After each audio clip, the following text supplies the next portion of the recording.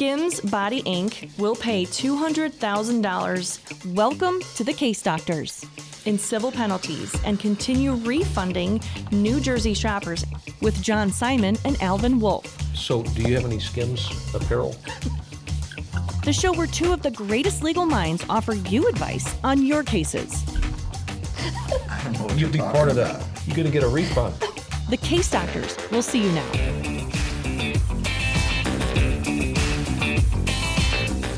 Welcome to the Case Doctors. I'm your host, Christine Byers of Simon Law, and I'm joined by the Case Doctors, John Simon and Alvin Wolf. Our case doctors, John and Alvin, have more than 80 years of experience as plaintiffs' attorneys combined. So there really isn't a situation they haven't already dealt with on a case and figured out how to handle it. Now they're offering you the chance to tell them about the various problems or issues that are coming up in your cases and get their diagnosis. But first, as always, let's turn to some of the civil cases making headlines and hear what the case doctors have to say about them. So our first hot topic brings us over to California, federal court, and this has to do with Lyft. That's, of course, a rideshare company. And this has to do with their, quote, priority pickup service. And the plaintiff is alleging that the service, which you pay extra for, fails to deliver. So Lyft tells passengers that they can get faster pickup for a premium price, but the plaintiff in this case says frequently fails to deliver on that process. When you get on, you've got several options with Uber and Lyft, and you can say, I'll wait a little bit longer, and they quote you the prices right there. I mean, it may be $22 to get picked up now, Okay. or $20 to wait an extra 10 minutes. So, okay, so let's get at the violins for these poor people. I just don't get it. Take a listen to these kind of numbers. So in the fourth quarter of 2024, Lyft's drivers gave 24.7 million rides. And if each unique rider paid an extra $3 for this priority ride just once in that quarter, Lyft would have earned an extra $74.1 million in 3 months. That adds up to $296.4 million a year. So here's what I'm thinking while we're talking about this. So the drivers have an incentive to get someplace fast, right? And what does that lead to? Or what could that lead to? Car crashes. Right, car crashes. Remember was it the Domino's? Yeah, it was Domino's Paul Kovac's case. Right. And that was when, was it 25 years ago, 30 years ago, and you got, you get your pizza free or something? I think it was free. It was in 30 minutes or free. 30 minutes are free. And, of course, we know what that causes. You got drivers, going over the speed limit and running through stop signs and, because and I think in that case there was evidence of some number like that, millions of dollars of free pizza they had given away a year. But, this whole... That causes other issues, trying to push drivers out on our streets to get somewhere quick so somebody can save $2 or, pick up, earn an extra $2 or something. I don't know. Well, it's a problem across all delivery services. I mean, in Colorado, UPS has been dropping our packages off in the snow at the end of our driveway, probably to save time. Because they've got so many deliveries, they've got a certain amount of time from the time they clock in to the time they clock out. There's regulations for the amount of time you can be on the road. I had a FedEx case years ago, and it was a driver. It was around Christmas, a couple weeks before Christmas, and they loaded him up with 80 deliveries, and he was getting paid by the delivery, and he couldn't go home until all the deliveries were made, and our accident happened at 11 in the morning, and he'd only given, he wasn't 10% through the delivery schedule. Interesting. All right, so our next hot topic brings us over to Delaware. And this is an interesting one. The U.S. Supreme Court has ruled that a Delaware medical malpractice statute clashes with federal rules of procedure and is therefore unenforceable in federal court. And it says the state law unfairly asks for evidence early on in a case. The High Court said Rule 8 of the federal rules require that a plaintiff at the outset of litigation need only provide a statement of the claim rather than evidence. Short and simple is what they need to make. Yeah, I mean, I agree with it 100%. It's a pleading requirement, which is procedural law. And the procedural law applies in federal court even if it's there because of diversity between the parties. So I wouldn't expect there to be much disagreement about that. But, if it's substantive law like caps or something like that, who knows on what they would do. The plaintiff's still going to have to get an expert. So I think the affidavit statute is kind of silly because I'm not filing cases without an expert anyway. Are you? No. Unless you have a statute problem, and then you Right, just right. file it, get service, and dismiss it. Right, and I That think gives there's you even an another year. exception on the affidavit statute for that too, isn't there? If you have a time coming up or, I don't know, you know Well, what? you get an extra 60 days or whatever it is. I mean, you can get more time, but it's Do you absolute. take cases close to the statute? Depends how good it is. Yeah, I guess you're right. I look at the statute, if it's within 3 months, I start getting nervous about, I'm 6. 6 months. It's a better rule. I mean, you because- can't even get the records Right, anymore. You got to identify the right parties, and if it's a doctor involved, and it is, who are they working for? Are they working for the hospital or not? It's just, you're asking for trouble. If you take a med mal case or any case, I think within 3 months for sure of the statute potentially running, I've done it, like you said, I've done it on cases, but it's asking for trouble. It's worse to take the case after the statute's run. Yeah. Or you could tell them, why don't you go ahead and get it on file pro se and then come talk to me? We've done that before. I'll say, I don't want the liability or the Yeah. responsibility. Yeah. You get it filed, and I'll take a look. I'll take a look Yeah. after you do that work, but I don't want to touch it. No, I think that's a good decision, and I don't think it's that controversial. I mean, do you? No, but you still have to get an expert. Yeah. So Why not have the It's affidavit? much ado about nothing. I'd like to see how that case turned out. If he ended up getting An expert? Well, this case came out this week, I think. yeah, right. I mean, I saw it all over the listservs. I read the opinion, and that's how it gets to the Supreme Court because there's different circuits that have different opinions. Split of the circuits. I Well, don't- I I don't guess think- my next med mal case in federal court, I don't need to get an affidavit. Right, you don't Right. need an expert Yeah. until you go to the jury. Right. All right, gentlemen, so our next hot topic brings us over to New Jersey, and this has to do with Kim Kardashian's Skims line. Skims Body Inc. will pay $200,000 in civil penalties and continue refunding New Jersey shoppers after improperly collecting sales tax on clothing that should have been tax exempt for nearly 5 years. So, do you have any Skims apparel?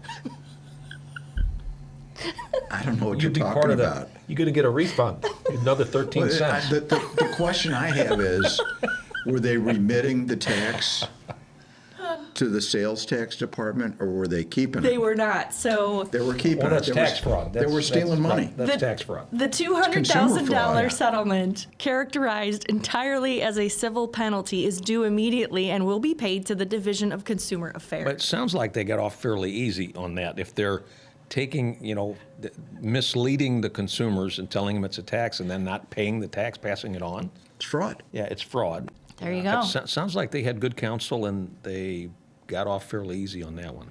Thank you, gentlemen. Time now to turn to our email inbox for the cases our viewers have sent in for the case doctors to diagnose. Now, just so everyone knows, we're not going to reveal where these cases came from. We're not going to name any names or firms to protect the confidentiality of the cases. Instead, the case doctors are going to focus just on the issue in each of them. So as they say, the case doctors will see you now. I represent a client in a slip and fall case at a national grocery chain. The adjuster just called and floated a pre-suit settlement offer. Decent number, but we haven't received any of the medical records yet. My client says her injuries were, quote, moderate, but I don't know the full picture. The adjuster's pushing to resolve it before she, quote, hands it off to counsel. Should I take the offer while it's on the table? No, and no, for a whole bunch of reasons. First of all, they're so anxious. There's a reason they're very anxious to get it settled. That always, raises my antenna. Like, why are they, how can you settle a case when you don't know what, you don't know what the case is about yet? You don't know if her injuries are permanent. If you go ahead and settle that case quickly, and then 6 months later she's having back surgery or knee surgery, you're in trouble. I would say never rush to settle a case. There's no reason. I would even if a client's not having regular treatment with a doctor but still having some type of symptoms, what I'll do all the time is have them go to a doctor, just treating doctor, have them be examined and get a report. And then when that report is in hand, it might lower the value of the case, increase the value of the case, but at least you have some certainty. It's called due diligence. I mean, you need to do your due diligence and do your job to figure out what the case is worth. How can you settle a case before you know what it's worth? I have a different spin on your answer, and that is what I'm doing is if my clients are in the major hospital systems, we're getting into their whatever they call it, the my case or Right. my chart. chart. My chart, right. And I'm going through their my chart, and I'm seeing all this stuff. If they have an MRI that's normal, if there's nothing there, and they say they're feeling okay, I'm letting them make Yeah, their own that's a decision. different issue. But I think with, like right away, and they're still, if it's been 6 months and they haven't gone to a doctor and they're feeling fine, then it's a different issue. My comments were really, it happens and a week later you want to settle the case. To me, you got to wait enough. You need to wait long enough to know that the person's to have a good grasp on what their injuries are. Period. You got to let time pass for the injury to evolve Yes. and see yes. where it goes. Interesting. Let Okay. enough time pass so that you are fairly, comfortable with what the injury is. Gotcha. But the other thing that's really interesting is people ask me what a case is worth. How many times have you gotten that question? What is the case worth? Thousands of times. Every day. Every day, thousands of times. Attorneys in the office do it. I was asked that yesterday, and my first question is, they tell me what the damages are, but I ask, what did the defendant do? Who is the defendant? What did they do? Because I believe that that's as much, if not more, relevant to the value of the case.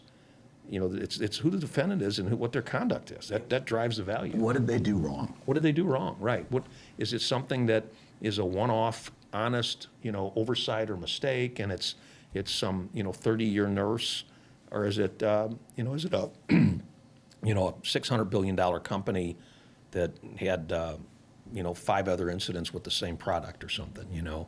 Great. Good to know. All right, gentlemen, our next case that comes to us from a viewer who says, another lawyer referred me a premises case this past year. He told the client I would be handling it, and I've done all the work since then. We never signed a written referral agreement, just a verbal understanding that he'd get a third of the fee. Now the case is settling, and he's demanding a bigger cut. Says the client wants him back involved and accuses me of shutting him out. What is enforceable here? Is a handshake deal enough? And how do I avoid this turning into a bar complaint or a fee dispute? Wow. It's unethical. Yeah. You got to put have it in writing, and the gotta have it client in has to writing. consent to it. Yes. No question. So the question is, whose client is it? It depends who's got the contract. Right.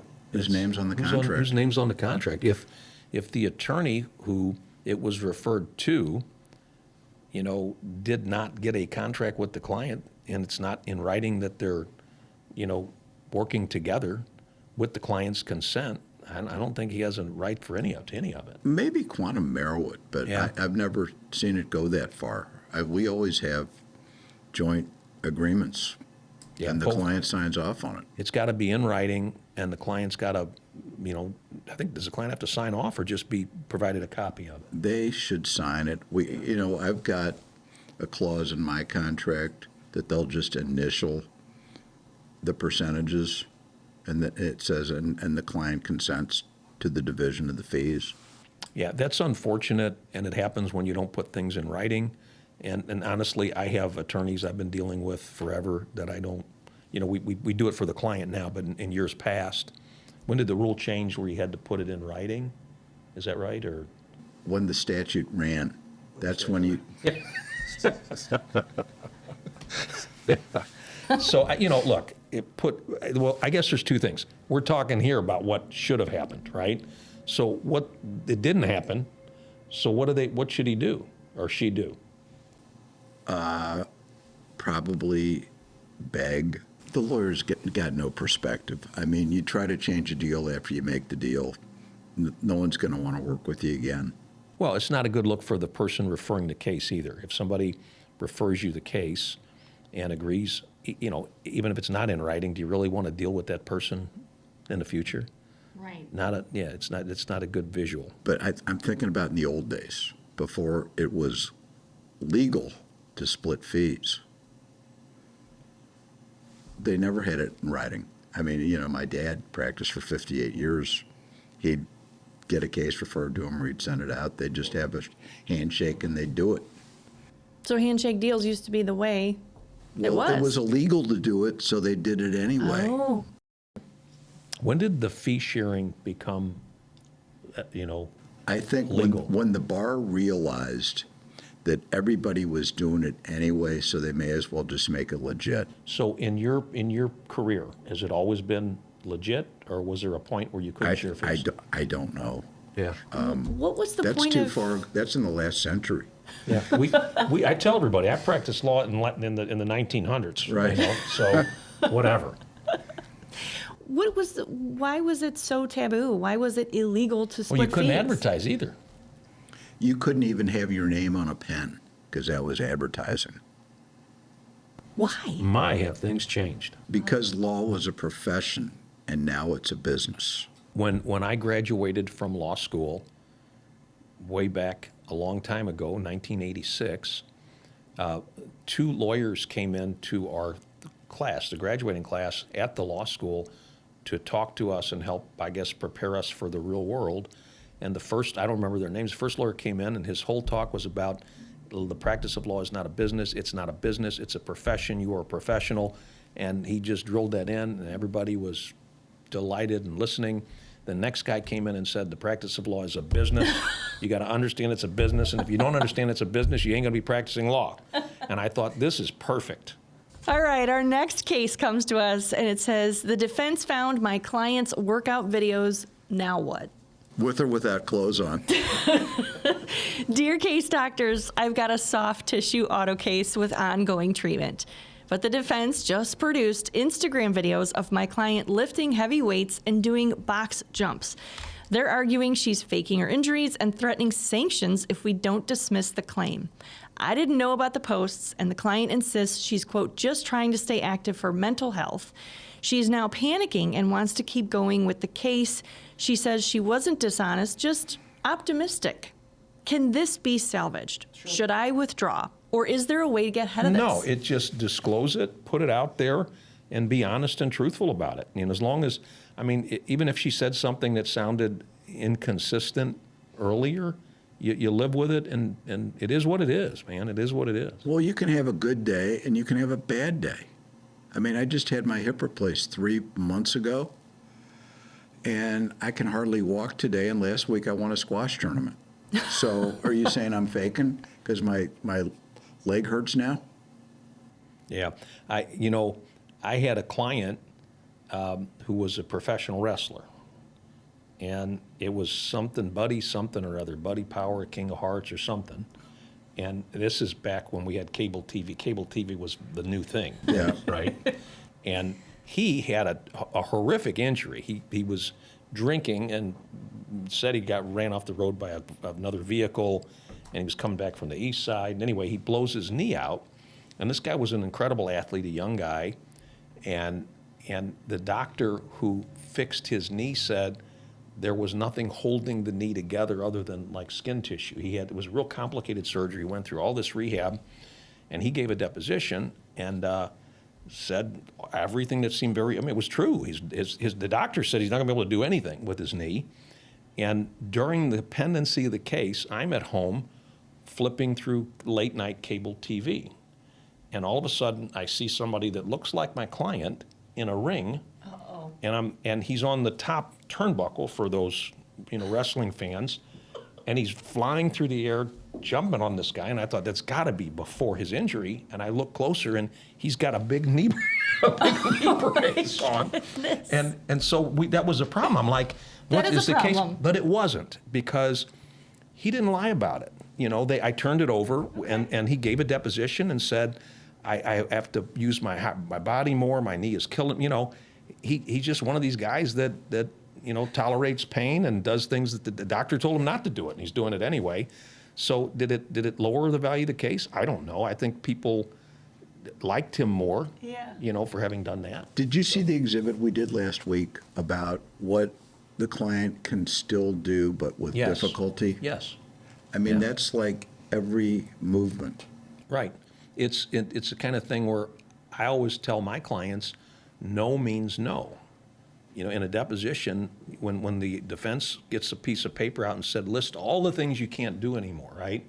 Well, guess what? They've got surveillance or something. I had a guy in a wheelchair, and I said, you can walk.